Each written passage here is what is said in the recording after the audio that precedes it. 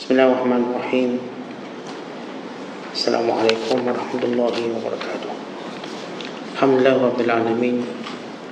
Wal 'aqibatu lil muttaqin wa la 'udwana illa 'alal zalimin. Asyhadu an la ilaha illallah wahdahu la syarika lah wa asyhadu anna Muhammadan 'abduhu wa rasuluh.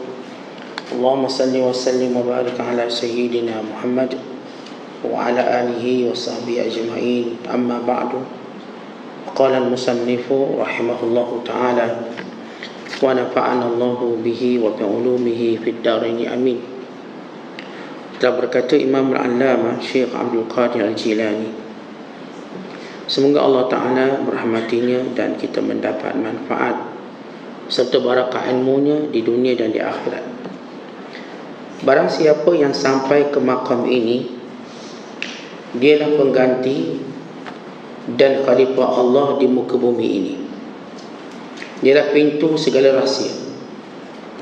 Di tangannya ada semua kunci-kunci hati yang ia merupakan perbendaharaan Allah Ta'ala. Ini adalah seperkara yang sukar dicapai oleh logikal akal manusia.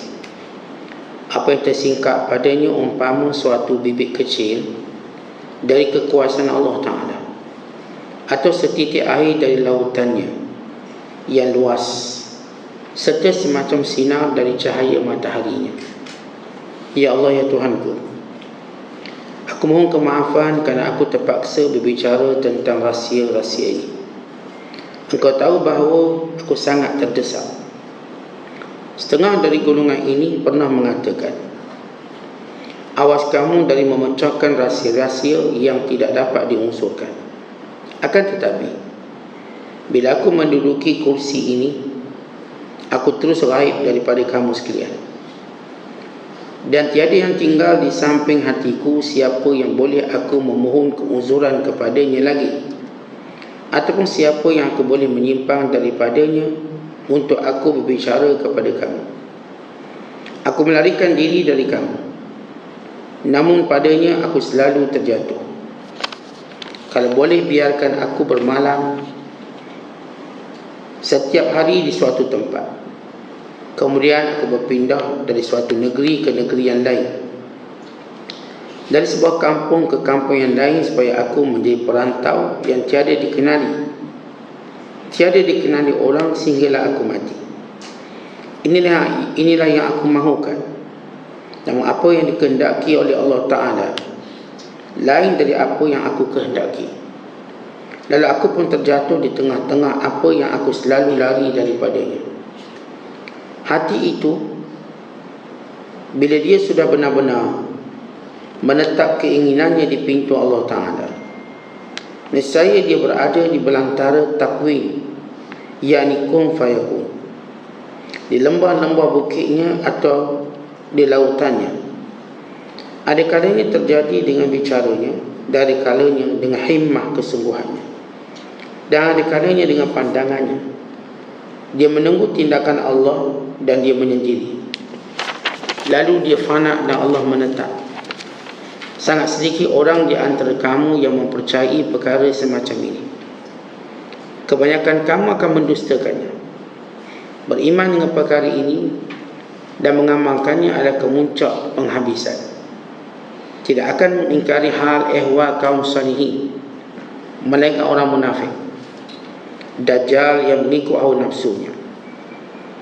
Perkara ini bergantung kepada kepercayaan yang benar dan mengamalkannya. Siapa yang mengamalkan dengan zahir hukum ini, nescaya amalnya akan mewariskannya, menghasilkan kemakrifatan kepada Allah Ta'ala dan beramal dengannya. Maka menjadilah hukum ini di antara dia dengan manusia, sementara ilmu itu di antara dia dengan Tuhannya. Menjadi semua amalan zahirnya umpama debu bila dibandingkan dengan amalan-amalan yang batin. Semua anggota akan berdiam sedang hatinya tiada berdiam. Kedua belah matanya tidur, sedang kedua belah mata hatinya tidak pernah tidur. Hatinya terus bekerja serta mengingat, padahal semua anggota badannya sedang ketiduran. Diceritakan dari setengah kaum ini bahawa seorang di antara mereka sedang bertasbih. Tiba-tiba matanya terlelap. Apabila dia tersedar, dilihatnya tasbih sedang berputar-putar di jejarinya, dan lidahnya terus menyebutkan tasbih pada Tuhan. Nyatalah bahawa hati itu diperintahkan, maka dia pun beramal. Begitu pula dengan kebatinan kerap diperintah. Lalu dia pun mengamalkan amalan-amalan yang batin.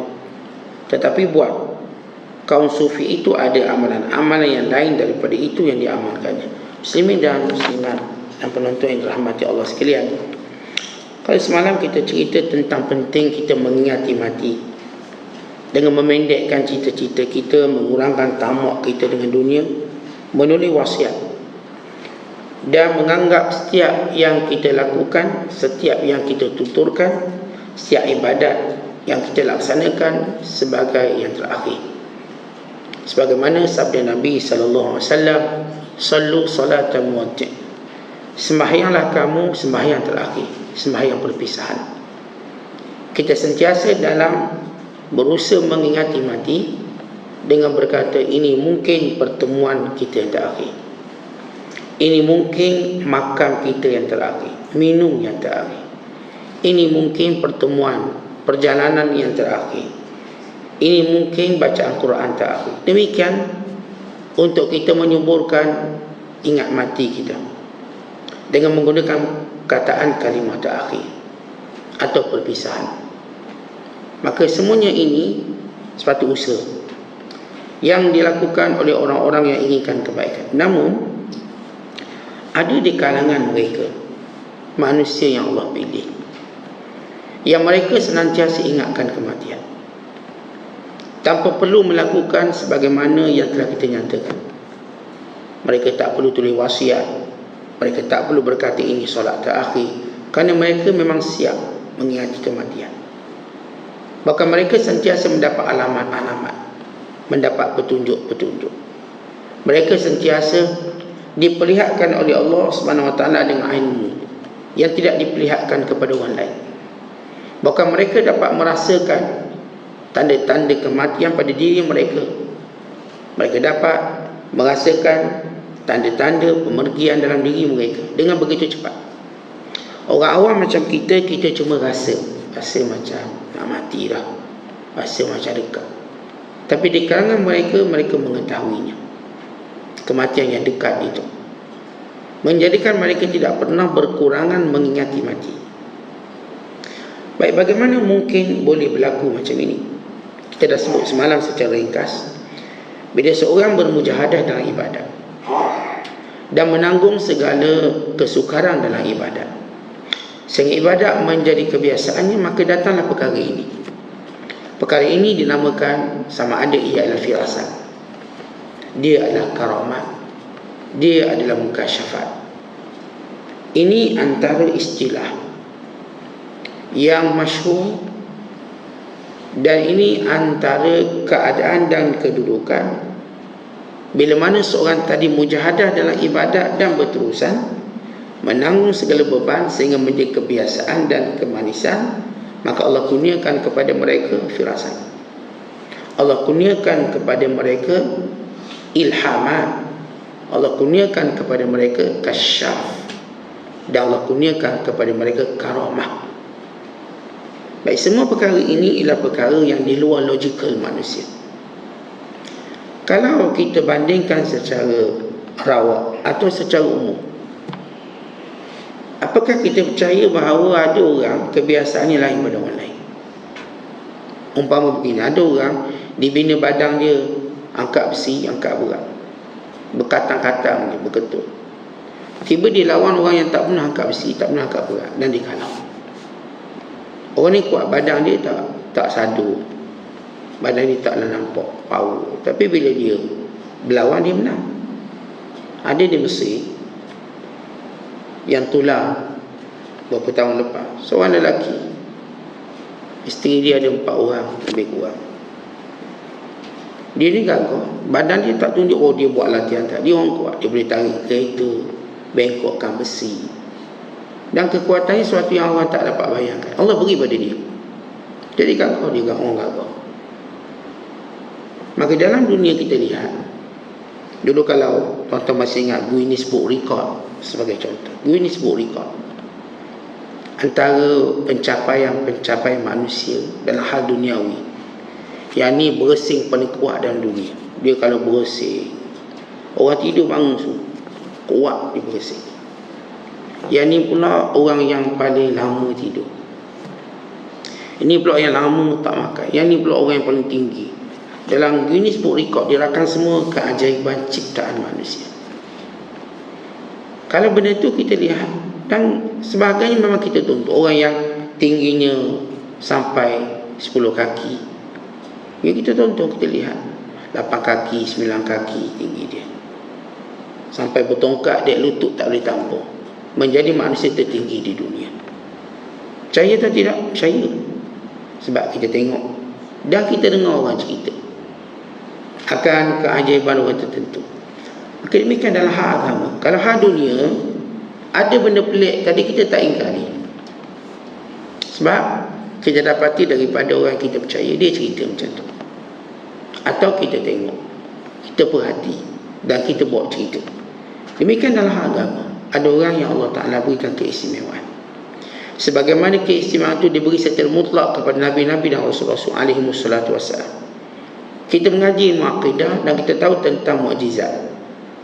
Kesemua para Rasul mendapat mukjizat untuk membuktikan kerasulan mereka dan kesolehan mereka, dan diterima mereka di sisi Allah SWT. Sehingga berlaku keadaan mukjizat yang berbagai, yang maklum dalam Al-Quran, hadis Nabi SAW. Mukjizat Nabi Daud, mukjizat Nabi Allah Sulaiman, bahkan mukjizat Nabi kita Muhammad SAW. Kemudian daripada mukjizat turun satu kelompok yang mendapat karamat. Apa itu karamat? Dia sama seperti mukjizat secara umumnya, iaitu kejadian yang di luar batasan akal, kebiasaan, yang zahir di tangan orang soleh, orang beriman, orang bertakwa, untuk mengangkat kedudukannya di sisi Allah SWT. Ini yang dibicarakan oleh Syekh Abdul Qadir. Bila orang sampai kepada tahap ini, maka dia melihat sesuatu yang tidak dilihat oleh orang lain. Dia mengetahui sesuatu yang tak diketahui oleh orang lain. Wa ima ilmu ini yang disebut sebagai firasat, satu cabang daripada ilmu karamah. Walaupun para ulama membagikan firasat itu kepada 3. Yang pertama, firasat yang berasaskan keimanan, disebut firasatun imaniyatun. Firasat iman ini, lagi kuat iman seseorang, lagi Allah Ta'ala zahirkan ilmunya. Allah jadikan daripada mulutnya, daripada pandangannya itu, ialah ilmu yang Allah berikan pada dia. Maka lagi kuat orang tu imannya kepada Allah SWT, maka dilihat sesuatu yang lain yang tidak diketahui oleh orang lain. Demikian berkait dengan kematian. Kita tengok fulan bin fulan ni akan mati ni. Kita tengok orang ni tak lama dia akan mati. Bukan dilihat diri, saya pun sama, saya tak lama saya akan mati. Ini ilmu yang Allah beri pada dia, firasat, dan disebut sebagai firasatun imaniyatun, firasat iman. Kita tengok bila Imam Syafi'i dan Muhammad Hasan Syaibani duduk bersembang cakap di berhampiran Kaabah. Dia menyatakan berada dalam masjid. Tiba-tiba masuk seorang lelaki. Lalu kata Muhammad bin Hasan, kita teka, kita lihat apa pekerjaannya. Lalu kata Muhammad Hasan Syaibani, kata Imam Syafi'i, pekerjaan sekian dia kerja ni. Maka kata Muhammad Hasan, bahkan aku lihat dia bekerja sebagai orang ni. Lalu kata Muhammad Hasan, kita tanya, betul tak kita cakap? Maka dia datangkan orang ni. Maka dia tanya, apakah pekerjaan kamu yang ni atau yang tu? Maka jawab dulu yang ni, lepas tu tukar je yang tu. Kedua firasat Imam Syafi'i itu kena, dan Imam Muhammad Hasan Syaibani. Tengok orang tahu kerja apa, tanpa melihat dia buat alat ke apa. Kita kalau dia pakai baju tentera, kita kata tu askar tu. Tapi dia tak ada kosong. Kata Imam Syafi'i, dia ni penjahit, khayyam, tukang jahit. Kata Imam Muhammad Hasan Syafi'i, bukan, dia najjar, tukang kain. Dia tukang kain. Maka bila ditanya, dia kata orang ni, dulu saya tukang jahit, kemudian pindah kerja dia tukang kayu. Dua-dua betul, firasat, tepat. Bukan sekadar firasat untuk melihat orang, bukan melihat diri sendiri, melihat perjalanan diri sendiri. So, kalau ada orang yang dia ada overconfident, dia kata saya yakin tahun ni saya kaya. Kata pernah nak dengar orang cakap tahun ni saya kaya. Yakin macam mana awak tahu kan benda gaib? Tak, saya yakin saya kaya tahun ni. Akhirnya dengan izin Allah pergi cakap dia betul. Keyakinan dia fikir betul dia kaya. Baik, seorang yang membaca masa depan, seorang yang melihat masa depan, sama ada dia bersifat meramal atau memang hakikat yang Allah beri pada dia, atau mungkin kerana dia cakap saja, cakap saja. Baik, apa beza?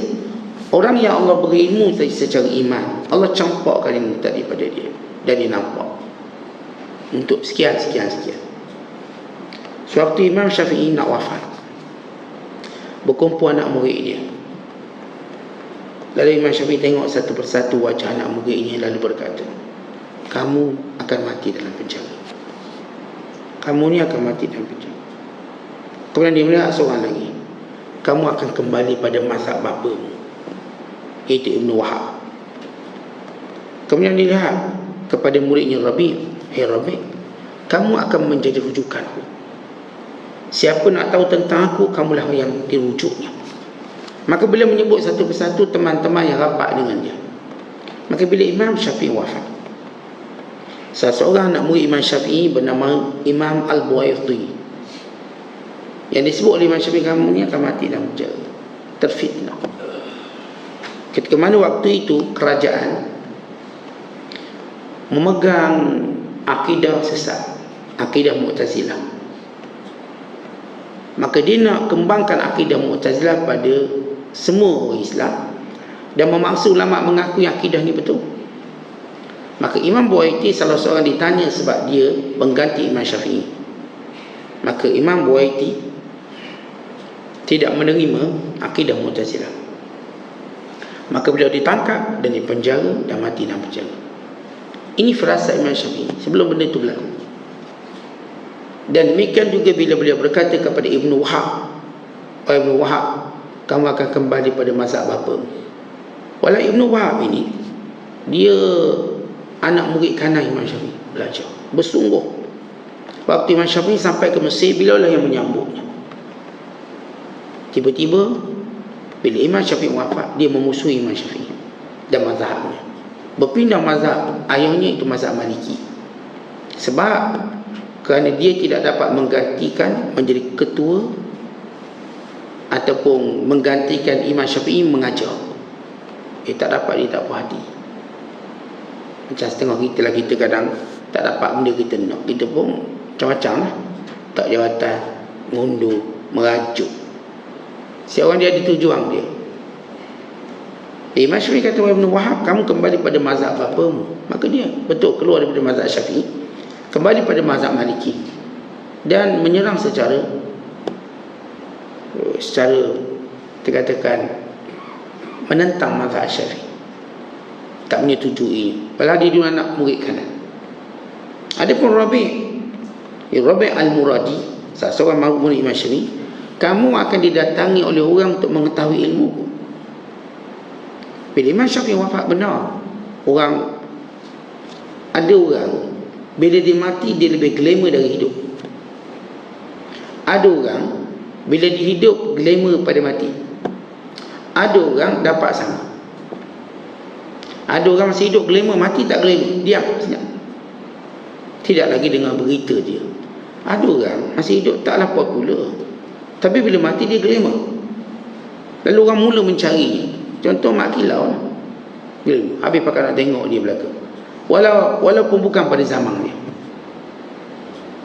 Mak Kilau dah lama mati, kita pakai tengok Ni ramai dah nak pergi ziarah kubur dia. Semua nak pakai pakaian dia semua. Artinya dia glamour lepas mati. Itu kehendak Allah Ta'ala pada setiap hamba-hambanya. Ada yang saya katakan glamour hidup, glamour mati. Imam Syafi'i waktu hidup dia dah glamour, popular. Tapi tidak sehebat bila di mana dia mati. Bila beliau wafat, maka berbondong-bondong, beramai-ramai orang pergi ke masjid untuk belajar balik. Daripada siapa mereka nak ambil ilmu? Daripada Ar-Rabi'. Maka datang ramai menyalin kitab. Dulu tuan-tuan sekalian, orang kalau nak dapat kitab, bukan macam kita sekarang beli kat kedai. Dulu kitab itu cuma didapati di sisi pengarang. Mereka akan datang dan mereka salin kitab tersebut, atau tukang salin dari seorang satu pekerja namanya nasakh. Nasakh yang tukang salin. Dia akan ambil kitab, ditolong salin secepat mungkin dengan tulisan yang jelas, dengan upah tertentu. Mungkin upahnya 100 dinar, mungkin sekian-sekian. Ini kerja nasakh. Macam kita zaman dulu lah, tukang tahi. Ambil upah tukang tahi. Satu surat ni RM1 zaman dulu. Kaya lah orang jadi tukang jahit, tukang tulis, tukang tahi. Maka orang datang pada Rabi' dan ingin mendapat ilmu Imam Syafi'i. Sehingga satu masa sampai 900 orang datang untuk salin. 900 penulis datang untuk tulis kitab Imam Syafi'i yang berada di sisi Rabi'. Maka Rabi' ini menjadi rujukan. Setiap kali kalau ada benda tak faham istilah, maka Rabi' jadi rujuknya. Baik, ini disebut firasat Imam Syafi'i, yang disebut kisah ini oleh Jamaluddin Al-Isnawi dalam bukunya At-Tabaqat Asy-Syafi'iyah, jilid yang pertama. At-Tabaqat Asy-Syafi'iyah maksudnya himpunan ulama-ulama Syafi'i. Tadi kita kata firasat terbagi pada 3. Pertama, firasat iman. Makin kuat iman seseorang, maka Allah Ta'ala tunjukkan dia masa depan. Masa depan anak murid dia, bukan dirinya. Ini disebut oleh Syekh Abdul Qadir. Ada orang tahu kematian dia. Ada orang mengetahui setiap apa yang akan berlaku dengan sebahagian ilmu yang Allah berikan kepadanya. Ini disebut oleh Syekh Abdul Qadir, seumpama bibit kecil kekuasaan Allah, seumpama setitis air di lautan ilmu Allah. Bukan bermaksud mereka mengetahui perkara gaib semua, tidak. Yang mengetahui perkara gaib cuma Allah. La ya'lamuha illallah. Allah dia tahu. Wa indahu mafatihul ghaib. Di sisi Allah kunci-kunci pembenaran yang gaib. Tapi ini tidak menafikan sebahagian perkara gaib itu Allah beritahu kepada hamba-hamba yang terpilih. Umpama Allah beritahu Nabi-Nabi alaihissalatu wassalam perkara gaib tentang Imam Mahdi yang akan keluar di akhir zaman, itu perkara gaib. Tentang Dajjal, tentang sekian. Dalam tanda-tanda kiamat. Bila Rasul menyatakan akan lahir anak derhaka, bila Rasul menyatakan nanti kamu akan berlomba-lomba membina bangunan tertinggi, yatatawaluna fil bunyan, kamu akan berlomba. Akhirnya tidak dalam perlombaan tadi, yang menang buat bangunan tinggi siapa? Orang Islam. Burj Khalifah di Emirat tertinggi. Sekarang Malaysia ambil alih. Ni Menara Merdeka tertinggi di dunia. Orang Islam kat berlomba. Kita dengar yang banyak duitnya macam orang kafir, negara kafir. Yang menang dalam perlombaan membina bangunan orang Islam. Ni Saudi nak buat satu bangunan tingginya 1 km. Sekarang 800 meter, 900 meter. Saudi buat satu projek untuk mengambil alih bangunan tertinggi di dunia dengan ketinggiannya 1 km. Kita mendapat warna 600 meter, ni 800 meter, ni yang terbaru hampir 900 meter, untuk mengambil tempat tertinggi di dunia. Yang saya kata di tingkat berapa, 25 atau 26 akan ada hotel tertinggi di dunia, hotel starting dia. Dan ada masjid yang muat 3,000 kan. Ya, kalau bakal siap setahun 2 ni kerja menara tertinggi di dunia. Tapi mungkin tak mengambil masa yang lama pertahankan gelaran tadi, kerana kalau yang Saudi dia akan pintas dengan projek gegasi dia 1 km. Dan mungkin lepas ni pula kota pula buat 1.1 km.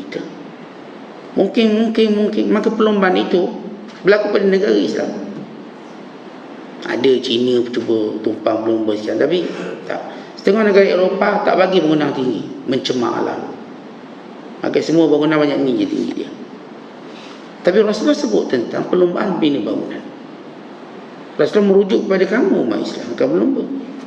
Sebagaimana Rasulullah kata, akhir zaman akan terhias masjid lawa-lawa. Kamu buat. La taqumus sa'ah hatta yatabahan nas bimasajidihi. Tak akan berlaku kiamat sehingga manusia membina masjid lawa-lawa untuk berbangga. Kita dengar masjid yang dibina daripada emas, kita dengar masjid yang kosnya bilion, masjid dia punya besar, dia punya cantik, dia punya tinggi, dia punya semua benda. Siapa ni? Orang Islam. Nabi sebut ini ilmu ghaib yang Allah beri pada Nabi SAW. Tapi bukan semua perkara ghaib. Dan demikian orang yang ikut Rasulullah di kalangan umatnya, Allah juga beritahu benda yang ghaib, tapi bukan keseluruhan perkara ghaib. Mereka pula tak kata saya tahu ilmu ghaib, tak begitu. Mereka bercakap atas nama firasat dan karamat. Sebagaimana kita dah contoh kisah Imam Asy-Syafi'i rahimahullah, dan banyak lagi kisah-kisah ulama yang lain. Kisah Imam Nawawi sebagai contoh. Datang seorang lelaki berkata padanya, pada ayahnya, budak ni ada sesuatu akan datang. Dia menjadi orang yang luar biasa akan datang. Dan minta ayahnya supaya jangan biarkan bermain dengan budak-budak biasa. Beri dia ilmu. Kelas. Akhirnya Imam Nawawi rahimahullah dia ulama yang hebat. Daripada firasat seorang ulama yang melihat. Ini firasat imaniyah. Yang kedua kita panggil sebagai firasat riyadiyah. Firasat berdasarkan latihan. Latihan macam mana? Kalau orang tu sentiasa berkhalwat, orang panggil betapa. Orang tu kalau sentiasa tak makan, kita panggil puasa. Kalau orang tu sentiasa berjaga malam, kita panggil tak tidur. Makin dia membebaskan dirinya daripada segala hawa nafsu, maka dia dapat ketajaman fikiran. Benda ni mungkin boleh pada orang kafir, sebagaimana boleh pada orang Islam. Katakanlah orang kafir yang betapa tak makan, tak minum, yang sampai peringkat mereka tak tidur, mereka buat satu latihan. Kalangan sami-sami, kalangan kita tahu padri-padri yang buat macam tu, sehingga Allah beri juga pada mereka firasat. Tapi firasat ini bukan untuk mengetahui kebenaran, iman atau kufur, hanya untuk suatu manfaat duniawi mereka yang tak ada manfaat untuk mereka. Mereka boleh kata, kamu ni saya nampak muka ni macam ada masalah ni, saya tengok muka ni ada masalah ni, mesti sudah gaduh dengan pasangan dia, isteri, suami. Saya tengok awak ni muka macam lapar. Setiap kali manusia, baik orang beriman atau orang kafir, mereka membuang awaik, dipanggil halangan-halangan, ataupun kita panggil syahwat mereka. Siapa pun yang boleh membebaskan diri daripada syahwat, Allah beri ketajaman akal. Kalau dalam kepala kita tuan-tuan tak sibuk dengan makan, otak kita cerdik. Kan itu kita tengok orang cerdik-cerdik, dia selalu lupa makan. Dia selalu lupa makan. Dia selalu macam tak ingat makan. Dan dia boleh menahan lapar dia. Bukan kata mereka nak tahu orang tu cerdik tak cerdik, lama mana dia boleh tahan lapar dia. Kita tahu orang tu cerdik. Kalau orang lapar sikit dah mengamuk, kita tahu dia tak cerdik sangat. Kita tengok anak-anak. Anak-anak kita kan kecil, dia tak cerdik lah. Dia lapar sikit, mak lapar, siap. Dan dia berzikir lapar dari Johor sampai Terengganu, dia berzikir lapar. Sebab budak ni belum cerdik. Dia tak boleh kawal kemauan dan kata-kata dia. Dan sama juga yang kita tengok diri kita. Tuan-tuan, bila tuan-tuan lapar, macam mana tuan-tuan buat? Lapar bila lapar? Ada orang lapar, saat kita cari kedai makan lah. Ikut mana pun kita masuk. Habis biskut, habis cekedih kita makan dulu sebab lapar. Ni tak tahan. Nilai kecerdikan tu dilihat sejauh mana dia dapat tahan lapar dia. Seorang yang kalau tuan-tuan jumpa, dia boleh tahan lapar lama, dia memang orang cerdik. Orang kata tak makan, kita tak jadi makan sarapan, kita makan tengah. Okey, saya okey. Makan malam boleh? Pun boleh. Dia tak adalah kita kata mengeluh, jauh sekali nak marah, jauh sekali jadi gila sebab apa? Jannah jununa, gila. Kerana kita akan dapati tahap syahwat seorang bila dia lapar, imam dia mula lemah bila dah lapar. Kenapa nampak lembek, tak makan pagi, tak makan pagi. Dan kita mula nampak dia lepas lemah tadi, dia mula macam tak boleh nak berfikir. Saya kalau lapar tak boleh fikir, tak boleh, ni otak tak jalan. Yang ketiga, kita mula nampak dia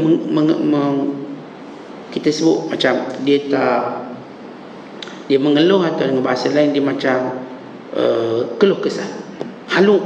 Orang Arab panggil haluk. Nampak keluh kesah, kan buka peti, kan tengok dapur tu, dia keluh kesah, dia tak boleh duduk diam. Umpama dia macam binatang, kau lapar macam mana, merayak seorang teman lapar ni. Yang keempat, dia mula rasa marah. Dia mula marah, bini dia kena marah, semualah. Asal dia lapar semua. Ni kucing-kucing tepi jalan pun lempang tadi, marah, kau lapar ni. Dia tak kira siapa. Maka dia dah satu tahap. Kemudian masuk tahap yang berikutnya, maka dia boleh pengsan kerana lapar. Lapar terus. Nampak lapar, menggigil dia. Padahal baru tak sarapan pagi, dia pengsan. Kau tak makan 3 hari, pengsan, logik lah. Siapa-siapa pun. Dia tadi sarapan, lepas tu makan tengah hari lewat sikit, pengsan. Kenapa pengsan? Makan tengah hari lewat. Biasa makan pukul 12, makan pukul 1, terus pengsan kan tu. Lemah dia. Dan sampai peringkat dia cepat mati kerana lapar. Cepat mati, lapar sikit boleh mati dia. Ya, setengah mereka begitu. Datang penyakit macam-macam. Baik, orang cerdik dalam maksud riadah, firasat riyadiyah. Yang saya katakan benda ni orang kafir dapat juga. Tapi beza dengan firasat imaniyah. Firasat iman, dia menuju ke arah iman, dekat dengan Allah. Siap firasat dia untuk dia dekat dengan Allah, bukan jauh. Firasat riyadiyah, setiap firasat ini untuk angkat diri, untuk dia nampak hebat pada pandangan orang, untuk kepentingan diri dia, tidak yang lain. Maka antaranya saya sebut bila orang tu menahan diri daripada laut.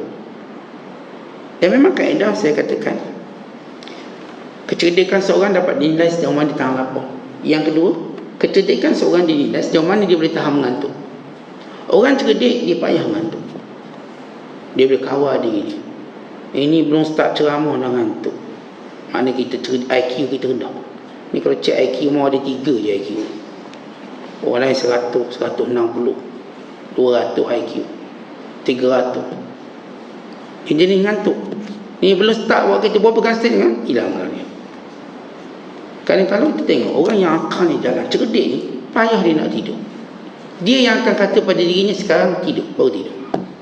Jangan tidur, maka dia tak kata itu stay up dari malam 2 hari ke 3 hari, tanpa dia rasa macam kesan daripada kurang tidur. Dia okey. Itu yang boleh kita katakan orang yang setengah orang kita nampak dia boleh kerja lebih masa, mata dia terang, kerana IQ dia bagus.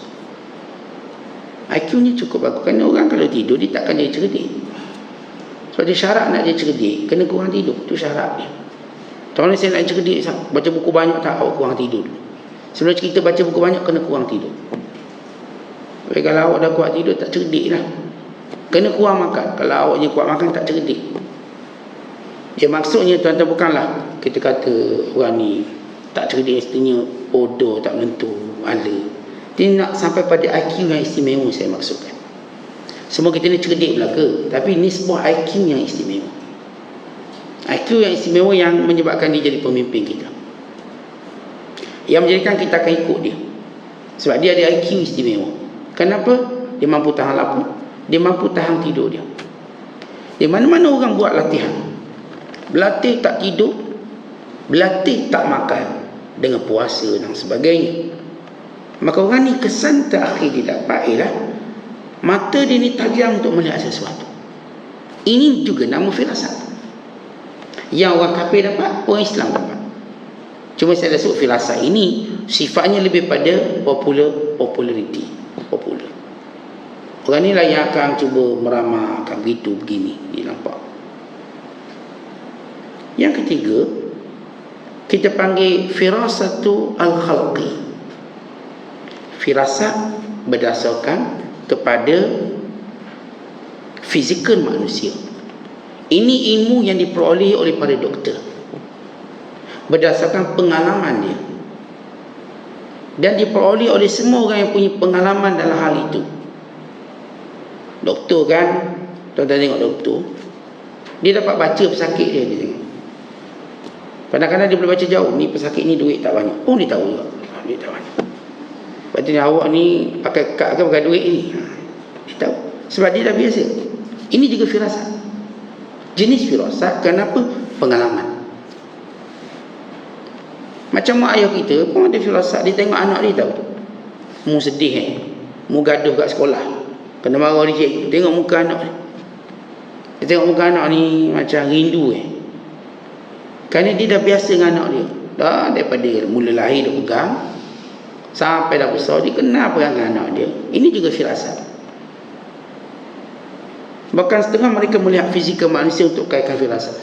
Mereka kata kalau orang tu otak kecil, kepala kecil ni jadi mikir tak banyak, otak besar ni jadi luas pemikiran. Kalau dada lapang, berdasarkan ini firasat, dada lapang ini orang berubah, ini orang yang jenis suka buat baik. Dada sempit ni orang kedekut sikit. Ni kalau rambut ni dia tengok rambut, kalau sekiranya dahinya dipanggil suak, suak ni orang Arab panggil asla, maknanya cerah atas, itu tanda dia berubah. Kalau sekiranya rambut dia sampai ke bawah sini, tanda kedekut. Ni kalau kening bertangkuk, itu tanda tak berapa bijak. Ini firasat berdasarkan khalq. Kita pakai susah, saya tak bijak pula Ustaz kata. Tetapi firasat ni kita taklah gembar-gembur awal. Kita katakan poin pada orang tu, kita sebut secara umum. Mungkin juga orang-orang yang kita katakan tak macam tu, tetapi berdasarkan firasat begitu. Sebab itu para ulama salin ilmu ni. Al-Imam Al-Bujairimi sebagai contoh dan Hasyiah Bujairimi menyebut firasat berkait dengan khalq. Wanita tu kalau tapak tangan dia luas, apa maksudnya? Kalau tapak tangan dia kecil, apa maksudnya? Kalau jarinya panjang, apa maksud? Pendek, apa maksud? Tapi saya tak nak beritahu lah. Itu secara ilmu firasat. Ni kalau telinga dia tangkuk, apa maksud? Kalau telinga dia angkat ni, bercuping, apa maksud dia? Semuanya ada maksud. Wajahnya kalau pipinya ke depan, pipinya menyusuk ke belakang, semua ada tanda. Itu berdasarkan dinama firasatul khalqi. Kita tengok fizikal orang, kita dapat baca perangai dia. Dapat baca secara pengalaman kita dan secara apa yang telah diistiqra', telah dikaji oleh orang-orang dulu, ulama-ulama. Macam saya sebut Al-Imam Bujairimi dalam kitab Hasyiah Bujairimi, ketika mana syarah kitab Al-Iqna' oleh Khatib Asy-Syarbini dalam mensyarahkan Alfaz Abi Syuja' oleh Imam Abi Syuja'. Jadi pun sebut orang perempuan kalau jalan macam ni macam mana, oh jalan berkepik, jalan tertangkang, semua membentuk perangai sifat. Tengok ni, orang ni jenis kelangkah kabut dalam keputusan, orang ni jenis terlalu ikut emosi, orang ni dia tahu. Tapi ilmu itu hanya untuk dia menjadi suatu, kita katakan, pengalaman dirinya sendiri. Dia tak banyak guna dia, benda tu tak banyak guna. Dan benda tu mungkin boleh berubah. Macam saya kata doktor, dia tengok orang muka pucat, dia tengok mata kuning, ni awak sakit hati, penyakit hati. Dia tahu, dia nampak. Ni gini, dia tengok kaki ni buah pinggang, kaki bengkak buah pinggang, air dah tak boleh nak tampung. Dia tengok orang macam ni, awak ni macam ada simptom kanser. Dia tengok orang ni, awak ni muka gastrik, nampak macam gastrik. Dia tengok, apakah ilmu dia dapat? Firasat. Berdasarkan apa? Berdasarkan pada fizikal manusia. Kerana apa? Pengalaman dia. Tak tahu orang doktor 30 tahun punya kepakaran, mungkin 40 tahun punya pakar. Macam kita sebut mekanik lah, mekanik punya pengalaman lama. Dia boleh hajar kita baiki kereta ikut telefon je. Cik, kereta saya rosak, tak payah buat bengkel, awak telefon saya. Okey, awak ni macam ni, dah, okey. Dia boleh hajar ikut telefon. Sama juga orang kita tukang rawat yang hebat, tukang rawat yang hebat, dia rawat ikut telefon. Siapa ni kena rasuk, letak telefon kat telinga dia, letak telefon kat telinga, aku baca auzubillah. Ya, kerana dia mungkin dah tahu pengalaman dia, buat macam ni, buat macam ni. Macam kita tengoklah orang yang bijak jalan raya, Kalau kita tanya dia ni jalan nak ke sini kawan, dia kata okey, jalan ni dia ada 3 traffic light dia. Lepas tu bumping ada 9 bumping. Bumping 9. Bumping ke-7 tu tinggi sikit. Awak hati-hati kereta awak tu rendah, nanti tercabut tertanggai exhaust. Dia punya tahu jalan tu. Nanti awak mikir kat kiri tu, sebelah kiri tu ada satu warung berniaga. Situ nasi lemak sedap tu. Dia tahu ni, dia peta mapping dalam otak dia. Awak ke depan. Depan tu ada seorang tu suka kutip derma, depan tu ada seorang. Kanan tu awak akan jumpa ni makcik. Makcik tu dia jual sayur. Dia jual sekian-sekian. Dia macam nampak macam video. View dia tu jelas. Bila kita dengar dia punya cara tu dulu, teruk pada dia punya tajam daripada Waze lagi. Waze pun kadang-kadang tipu kita. Waze tipu kita. Dia punya beritahu tu ni 100 meter, lepas tu 50 meter kanan sekian-sekian. Ini orang-orang yang Allah beri firasat dengan pengalaman dia. Ini juga dalam nauk jenis firasat. Contoh kita bercakap hari ini tentang firasat iman. Kita tak nak cakap firasat riadah atau riadiyah, latihan. Seorang boleh latih diri dia untuk dapat firasat. Dengan saya katakan dengan kurang makan, kurang tidur, kurangkan kita kata benda-benda yang bersifat emosi, kurangkan tonton drama, TV dan sebagainya, orang ni dia tajam. Yang tengok drama pula drama Korea ini semua hampir. Dia otaknya jadi diperbodohkan. Yang suka tengok TV ni otak ni diperbodohkan. Dia diemosikan. Contoh dia pun contoh dalam drama. Tengok ada contoh tu. Dia boleh guna contoh drama. Dia boleh gunakan contoh ni. Sebab contoh ni bersifat, kita katakan, dangkal. Kita tidak melihat contoh drama.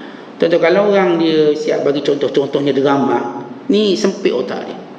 Itu dia, semua benda drama sebut tu, itulah ilmu dia, itulah wahyu dia. Kerana dia latih dengan drama.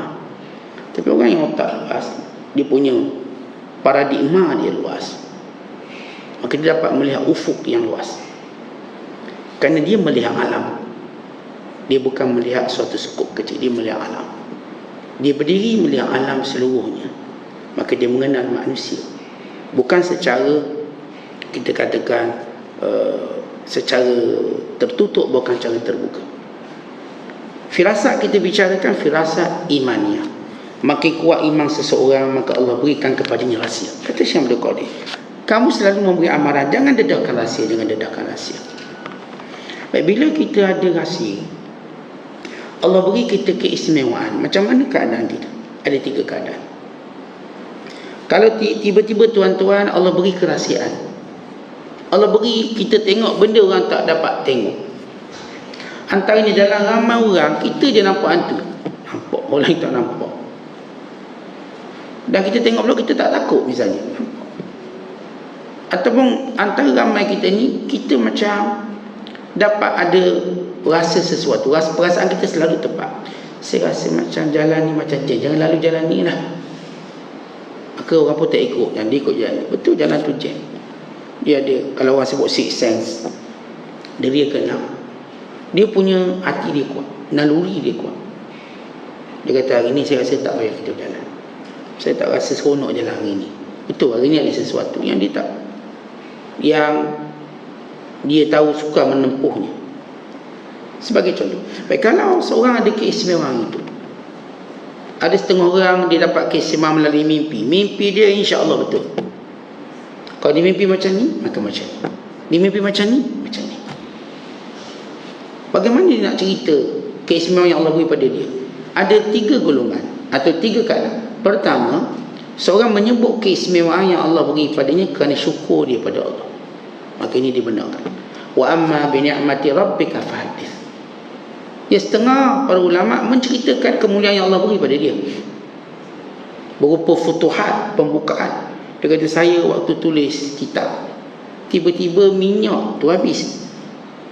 Minyak di mana saya nak tulis kitab ni habis, maka Allah jadikan pena saya bercahaya.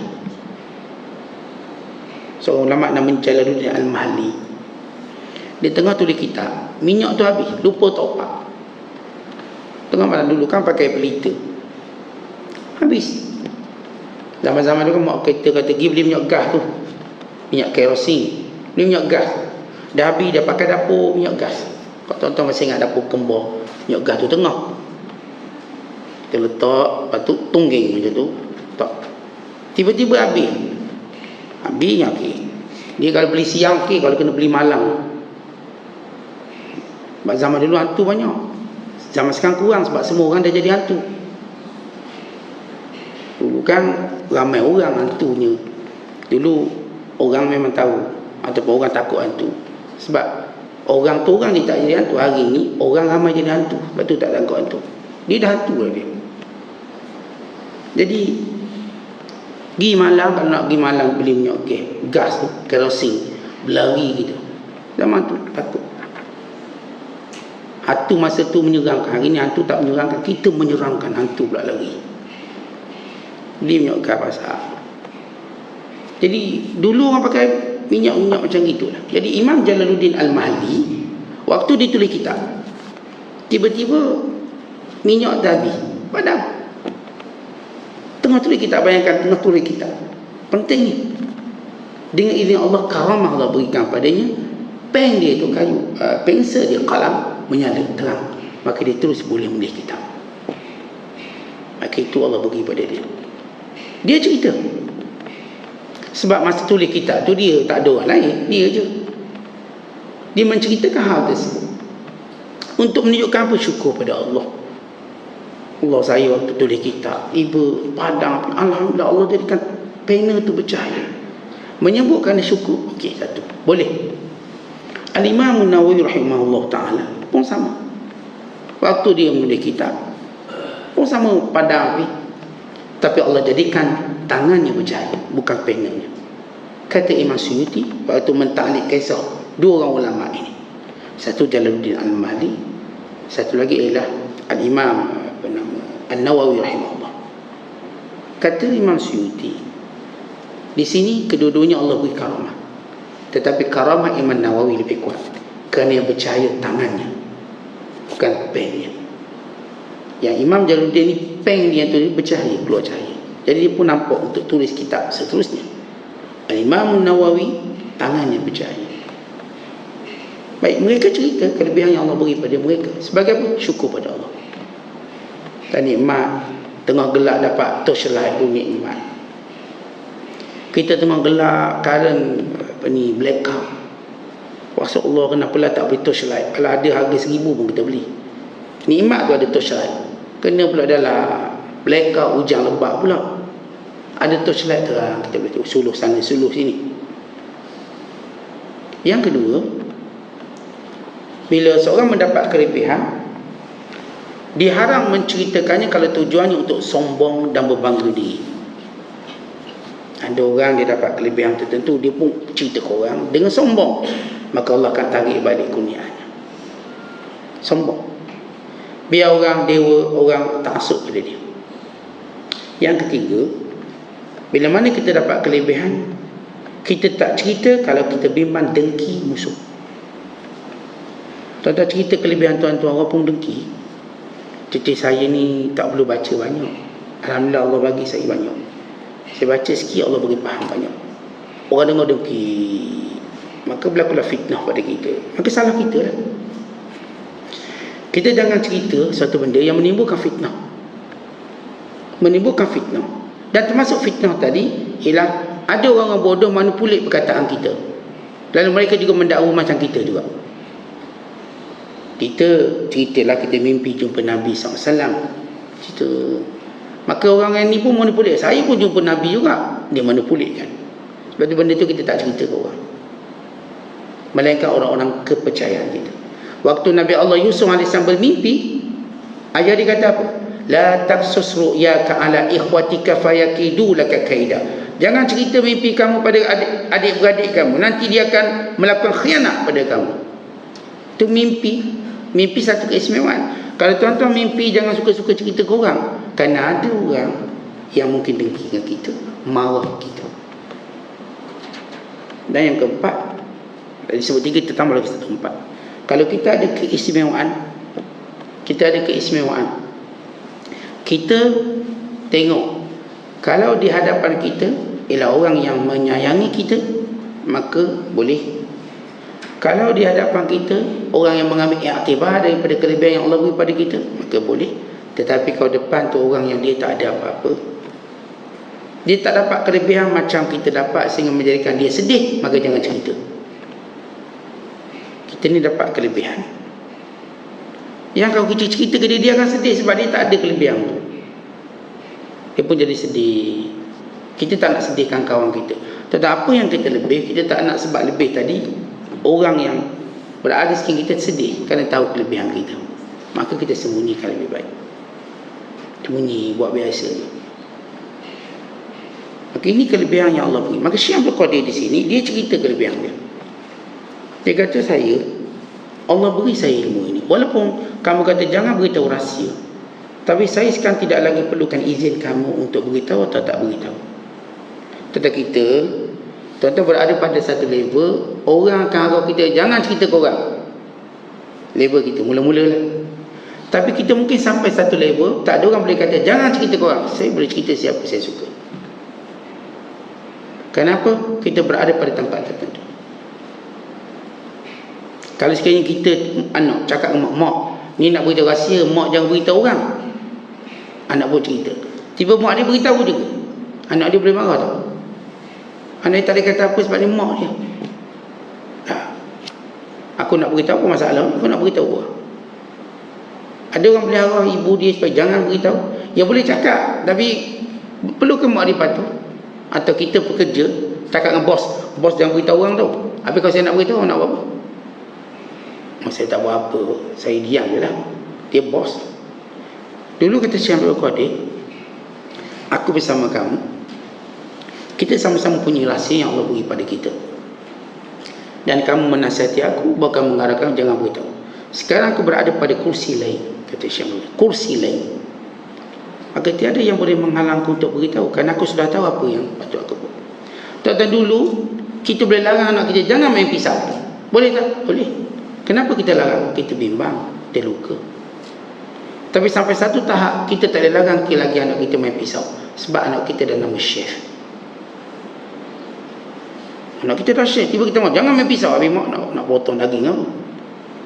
Mak dia akan reda kerana anaknya dah sampai satu level lain. Dulu kan kita beritahu anak kita jangan main tangga, jangan naik tangga. Boleh? Betul atau tidak kita kata pada anak kita waktu dia kecil, jangan naik tangga. Maka anak kita tak berani. Tapi hari ni anak kita kata kepada kita, mak jangan naik tangga. Mak pula dia naik tangga. Pak lutut mak tu dah longgar, jangan naik tangga. Kan terbalik, kerana level lain. Sama juga dalam ilmu kesufian. Pada waktu kata Syekh Abdul Qadir, kamu boleh kata jangan. Sekarang aku tak terikat kamu. Kemudian Syekh Abdul Qadir menyebut kelebihan dia pun kata, saya kalau boleh tak nak glamour, tak nak popular. Saya kalau nak pindah randah biar orang tak kenal. Tapi Allah mengendaki sebaliknya. Dan semua para ulama yang bertakwa, glamour bukanlah pemburuan mereka. Mereka tak pernah. Bahkan kata ulama, siapa yang memburu keglamoran, maka dia tidak benar. Dia bukan orang benar. Kan orang yang dia tak kisah glamour tak glamour, orang ni orang benar. Kalau kata habis kalau orang tak kenal ni, saya okey. Kalau kenal ni, itu terpulang pada Allah. Saya tidak mencari yang tu. Kata Syekh Abdul Qadir, aku ni tak nak glamour, tetapi Allah Ta'ala menghendaki sebaliknya, maka Allah angkat. Maka ini juga menyebut nikmat Allah SWT. Kemudian kata Syekh Abdul Qadir, hati ini kalau benar-benar kita nak Allah, hati ini kalau benar-benar kita menuruti, menyayangi segala perkara yang berkait dengan perintah dan larangan Allah SWT, dekat nescaya Allah Ta'ala akan adakan kita, letakkan kita di pintu kun fayakun. Apa maksud di pintu kun fayakun? Di pintu kemustajaban doa.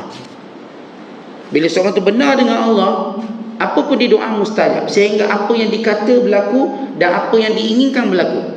Contoh kita gini, ambil contoh. Ada tak tuan-tuan ada waktu rasa ingin nak makan durian je, tiba hantar kat rumah? Ada atau tidak?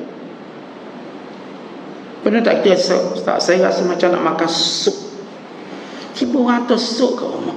Oh rasa ni. Tapi belum wali tu jangan kata, saya rasa wali kat saya ni. Saya baru ada rasa nak begitu dapat. Rasanya hari ni kita rasa nak makan buah duku. Kau dah nak makan sekilo kita seorang, tiba ada hantar sekilo duku kat rumah untuk kita makan. Lepas tu berok cair. Ada tak perasaan tu berlaku dalam diri kita? Kita rasa macam kita nak jumpa pak saudara kita, tok saudara. Dia mari hari ni. Ada. Kita rasa, apa saya terlintas dapat? Ya, itu satu rahmat Allah pada kami. Tapi golongan yang dekat dengan Allah, dia bukan berlaku sekali-sekali, setiap kali dia nak berlaku macam tu. Orang macam kita kan tuan-tuan, dalam banyak rasa mengidam tu. Macam baru ni di Pembarisan Kemerdekaan baru ni, tengah kereta perisai tentera lalu, ada seorang perempuan nangis. Yang terbaru lah, nangis. Sekarang kan pembarisan ni jenis mesra alam sikit. Jenis tegur penonton semua, yang keluar barisan ambil gambar. Dia jadi macam happening sikit lah. Jadi orang dia pun tanya, kenapa kakak menangis? Dia kata, saya mengandung, saya mengidam nak naik dalam kereta kebal. Maka tentera ni buat masuk ni, yang terbaru ni buat masuk dalam kereta kebal. Seronok dia, orang pun ambil gambar dalam kereta kebal. Pelik ngidam dia naik kereta kebal. Kalau bini kita mengidam nak jadikan kita kuda, pernah kita, bang saya mengidam nak tunggang abang sampai ke Khidmat Masai, tak nak naik kereta tu. Dia tak, abang jadi kuda, saya duduk kat belakang. Ini mengidam gila ni berat. Lepas tu tuan-tuan kena selalu ruqyah isteri kalau tengah mengandung. Takut dia mengidam pelik, susah kita. Kalau dia mengidam biasa-biasa tak apalah, saya mengidam nak bagi duit ke abang, itu bagus. Setiap kali dia mengandung, kita suka sebab dia bagi duit kat kita. Mengidam, ini mengidam nak makan unta. Kalau boleh nak makan unta tu kat padang pasir, benar kita. Banyak kos tu. Saya mengidam abang nak naik business class, enggak kita. Business class pula nak pergi Amerika. Kalau nak pergi Kota Baru, okey. Johor Baru, Kota Baru, business class okey lah. Tambah 200-300. Nak pergi Amerika, tambah 100,000 business class. Ni cerita orang tu ngidam, dia dapat ngidam, kehendak dia dipenuhi. Orang macam kita, saya katakan, kadang-kadang tuan-tuan terletak nak benda tu, nak benda ni, Allah bagi. Tapi orang yang dekat dengan Allah, dia bukan kadang-kadang, itulah kebiasaan dia. Setiap kali dia berkehendak, maka Allah bagi pada dia. Sebagaimana setiap kali dia berdoa, Allah mustajab doa dia. Kenapa?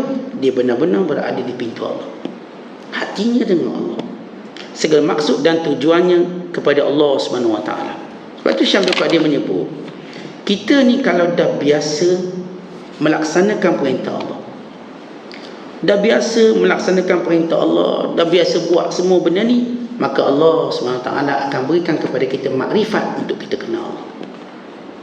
Dan bila mana kita kenal Allah, sehingga kita ada hubungan yang baik di sisi Allah SWT, bukan ibadat kita mula merupakan ibadat yang Allah pelihara. Hatta kalau kita tertidur, ibadat tu jalan, kan dipelihara. Orang inilah yang boleh berzikir sampai tertidur, hatta dia tidur masih berzikir. Orang ni yang nampak zahir matanya tertutup, tapi mata hatinya terbuka. Kalau Syekh Abdul Qadir buat satu cerita, kita ada seorang soleh, dia bertasbih sampai tertidur. Waktu mana dia bangun, tasbih kita tak jalan, tak jalan. Artinya bila seorang buat, kebiasaan dia buat. Macam tuan-tuan biasa sebut la ilaha illallah dan sebagainya. Ini bila sakit nak mati, dia auto keluar la ilaha illallah. Tak perlu orang ajar dia. Kenapa? Itulah biasa dia. Kita kadang-kadang biasa derma korang. Kadang tengah sakit, otak pun dah tak jalan, tapi tangan gerak, derma. Derma. Ni tengah sakit, tengah tenang ni, dia boleh cerita lagi buat derma. Sebab apa? Itu kebiasaan dia. Yang pernah saya cerita pada tuan-tuan, kisah almarhum Syekh Abdul Fattah bin Huddah. Dia sakit yang bawa pada kematiannya. Tiba-tiba waktu dia sakit tenang, sakit dalam keadaan dia dah tak sedar ni, buka-buka kecil-kecil mata. Anak perempuan dia datang ziarah dia. Kalau anak perempuan dia pun minum air tangan kiri, minum air tangan kiri. Syekh Abdul Fattah, dia dah tak boleh cakap. Dia umur dah 70 lebih, terlantar kat hospital lama, kan masalah buah pinggang bla bla bla, sehingga berakhir kematian beliau pada sekitar 96 ataupun 97. Lalu ketika anak perempuan dia minum tangki, tangan dia pun tunjuk. Apa aja tunjuk? Perasan tangan kiri dia minum, tukar tangan kanan. Kerana dia dah biasa mencegah kemungkaran. Kalau tengah sakit ni je boleh. Kalau kita tengah sakit, biarlah dia nak minum tangan kiri ke, nak minum guna kaki kiri ke, kita pun dah tak kisah. Sebab kita tengah sakit, mana nak layan orang? Kita tak fikir nak layan orang, nak tegur orang. Tapi lihat mereka yang kita sebut sentiasa dekat dengan Allah. Hatta waktu sakit, ibadat tu jalan. Sehingga waktu mana beliau mati, lidah beliau melekat ke langit. Seumpama orang yang bertulis menyebut la ilaha illallah, illallah, lidahnya melekat ke langit. Dan tangannya masih begini. Mati tangan macam ni, sehingga dilurukkan kembali. Artinya, kata Syekh Abdul Qadir, orang yang Allah nak beri karamah, orang yang Allah nak beri kelebihan, kemuliaan, walaupun kita cerita benda ni pada orang munafik tak percaya. Kata Syekh Abdul Qadir, orang munafik memang tak percaya benda-benda macam gini. Tetapi orang-orang yang beriman, bila saya katakan benar istiqamahnya dalam ibadat, maka Allah jadikan ibadat itu terus berjalan, walau dalam keadaan dia tak mampu buat, tapi jalan buat. Macam kita ceritakan, kita contohkan, tengah sakit, maka dia masih boleh sembahyang. Ketika orang lain sihat pun tak boleh sembahyang. Yang saya pernah cerita, saya kisah seorang ulama yang bernama As-Sulami. Dia sakit tenat, tapi bila dia mendengar azan, dia boleh bangun dan solat, kemudian rebah kembali. Demikian bila dengar azan, dia bangun dan dia solat, kemudian rebah kembali. Jadi demikian Allah bagi pada siapa yang dikehendaki. Kita ni yang sihat, segar bugar, dengar azan, tidur kembali. Kalau azan dah tak ada, segar balik. Bunyi azan, tidur. Masa azan tu lah dia nak tidur. Berbeza. Kenapa? Kita memilih jalan syahwat. Jadi semua mereka ni, tuan-tuan, kita lihat, yang Allah beri keistimewaan sehingga mendapat firasat, sehingga mendapat karamah, sehingga mendapat kebiasaan ibadat. Kerana mereka ini meninggalkan yang haram. Kerana mereka ini mengawal nafsu syahwat. Kerana mereka ini sentiasa muraqabah hati mereka dengan keikhlasan. Kerana mereka ini sentiasa mengikut sunnah Nabi SAW. Kerana mereka ini sentiasa makan yang halal. Ini 5 perkara yang menyebabkan orang itu mendapat kedudukan itu. Apa dia? Pertama, tinggalkan yang haram. Yang haram tinggal. Yang kedua, kawalah syahwat kita, tahan syahwat. Yang ketiga, muraqabah, sentiasa muhasabah hati kita untuk dapat keikhlasan. Aku buat ni ikhlas tak ikhlas ni, Allah tengok ni. Aku nak dapat penilaian orang ke penilaian Allah. Yang keempat, ikut sunnah Nabi. Apa yang Rasulullah suruh buat. Jangan duk bantah, jangan duk helah, jangan duk alasan. Buatlah ini sunnah Nabi, buatlah, apa susahnya. Sunnah sembahyang duha, sunnah witir, buatlah. Bukan banyak pun, bukan lama. Yang kelima, makanan yang halal. Siapa yang ada 5 sifat ini, maka dia mendapat tempat di sisi Allah Subhanahu Wa Taala. Jadi kita mujahadahlah slow untuk kita meletakkan diri kita dalam jalan yang telah dilalui oleh orang-orang saleh yang disebut sebagai da'abus solihin, jalan-jalan orang soleh. Ini darab, lorong-lorong orang yang soleh. Ini minhaj, inilah sistem yang dilalui oleh orang soleh. Moga-moga kita menjadi seperti mereka, dipilih oleh Allah, berada di sisinya, kekal istiqamah dalam ibadat dan ketakwaan, dan berakhir dengan keredaan dan keampunan. Wallahu a'lam bishawab. Assalamualaikum warahmatullahi wabarakatuh.